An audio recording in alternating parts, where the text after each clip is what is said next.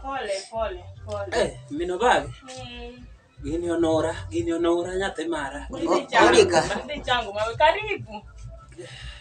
Kwentie ka? Kwentie mang'eny. Unade? Wan maber. Jatuo dhi nade? Jatuo temo. We walam. Wawuo kodi meja Nyasaye maduong'. Jatuo tuo fuolo homa na we. To mae sama yubu wuo kodi ediko ne Jehova maloso anda kama. Kau chunya ge yue. Ana neno kaka dawo kawacho no tho. Chunya wuoni molo mondo sande. Nitie weche ariyo Jehova. Chang ma wuoni kata amane tie. Ide kode. Kawacho ko Nyasaye winji no kawacho losna mocho marach los. Nyinge yuduong kuom yi. Unade ka? To makor ka jaduong' manyocha manyo to sani ogore pien dong ngima tek kande. Owada ngima tek kodwa ka. Nyasaye ong'eyo nikech kata soda bana nokunyiewo. Ng'ene ka chop kama koro pod nigi pesa orani. Mano pod un majam Nyasaye chung kodu. Nyasaye biro chung kodwa. Baba na bisema jadara matin. Ite Nyasaye. Onge gima kalo e dhogane. Makana soda ni ok donji. Na kono mama no. Ni mondo ochwakna mana pi moro ma awinjo kanyalo. Soda nyalo hinyi. Soda ndara kaka nane. Soda no kana obio mi nyathina miluongo ni Obagi. Wawa madhe. Koro. Roho la iruka. Machunga be chandi. Machunga be nokelo. Mama ni oriti. Yine nige yagi ilo jatuo. Wang'ane bat machunga maten. Nyalo machunga nyocha hero. Lakini sani machunga okanyal doga Nyasaye. Machungo tami. Machungo tama. Agombo machunga. Achama.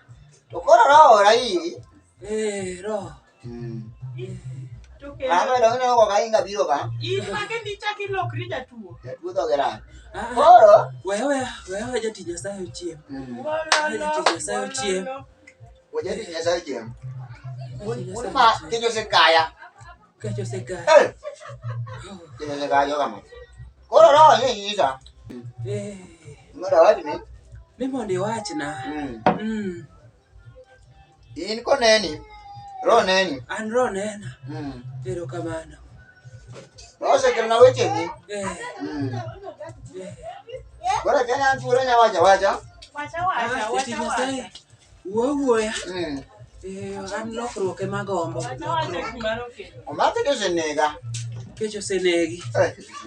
To kendo ma initie kona mane tichuo chiemo ni yawa. Mino bagi. Raga. Wewe pastor chiem. Yawa. Jati Nyasaye ochiem. Roho nyisa. Roho ne nyisi. Roho nyisa ni leta. To sata. Iwacho wach mani. Ingero pingro. Ipingoro. Ere ka podwa to pod ngima. Ini biro ni chiem kosi biro ni biro lamo Nyasaye. To ka chiemo ni be nyalo na we. Nyalo na we. Ang'o gi ma kodi chamo ka mare wach. Lam Yesu, lam ne Jati Nyasaye. Alem ka kich kaya. Jati Nyasaye. Awinyi. Ani okune geno moro kuoma. Yawa. Geno onge. Ngete ya wuondi. Ndiamo raja Jati Nyasaye. Awe nyathina mobagi mabor yawa. Ore ma biro mondo wawachi. Nikech mama ne dido. Mama ne dido. To title deed ni se kawalo. Lope tena sedike nyinge. Nying mama ne? Nande loke nying mama no. Mana be man tiyo kodi. Oro. Account bene ya. Account na ya gi jo KCB. En gi gimoro kanyo kaka nyocha sekone ni gino nigi kanyo pesa mang'eny kabisa. Kidhi to linga we wati. 3,500. Kore mami abiro. Mondi tuda gi mama ni mondo kik mae. Kik mae. Hey! Ini to godhiambo. Wololo. Aneno kitho godhiambo. Mayiena tipo ni ngoya na Yuaga kitho godhiambo. we yuak. Yawa. In kendi biro chiemo kosi biro lemo mondo miyo jal.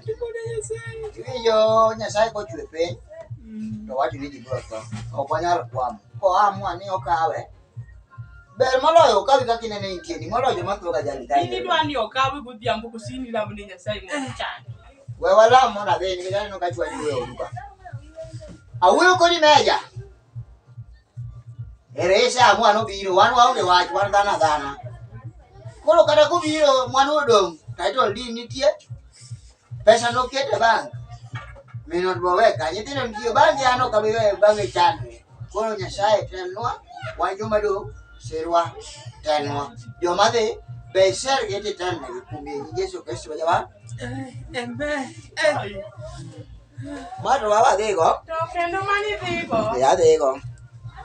Adhigo. Mabeyo di Nyasaye. Hey, ineno wachno. Mino bange. Lingo wada. Aweyo gimabor char mara. Aweyo gimabor ndi.